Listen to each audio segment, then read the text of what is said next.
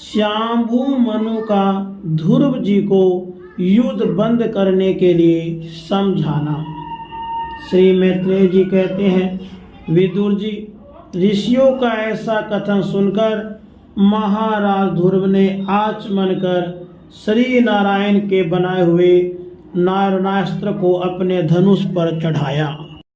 उस बाण के चढ़ाते ही यक्षों द्वारा रची हुई नाना प्रकार की माया उसी सन नष्ट हो गई, जिस प्रकार ज्ञान का उदय होने पर अविद्या आदि क्लेश नष्ट हो जाते हैं।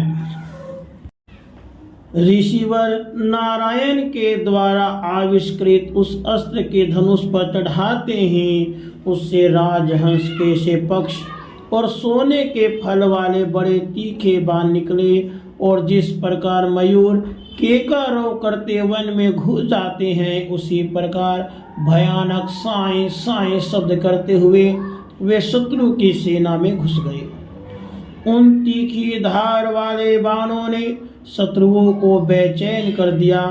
तब उस रणांगन में अनेकों यक्षों ने अत्यंत कुपित होकर अपने अस्त्र शस्त्र संभाले, और जिस प्रकार गरुड़ के छेड़ने से बड़े बड़े सर्प फन उठाकर उनकी ओर दौड़ते हैं, उसी प्रकार वे इधर उधर से ध्रुव जी पर टूट पड़े। उन्हें सामने आते देख ध्रुव जी ने अपने बाणों द्वारा उनकी भुजाएं, जांघें, कंधे, उदर आदि अंग प्रत्यंगों को छिन्न भिन्न कर उन्हें उस सर्वश्रेष्ठ लोक सत्यलोक में भेज दिया, जिसमें उदरवरेता मुनिगण सूर्य मंडल का भेदन करके जाते हैं। अब उनके पितामह श्याम्भू मनु ने देखा कि विचित्र रथ पे चढ़े हुए ध्रुव अनेकों निरपराध यक्षों को मार रहे हैं, तो उन्हें उन पर बहुत दया आई।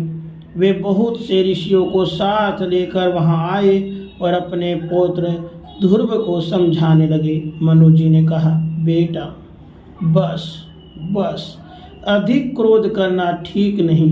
यह पापी नरक का द्वार है।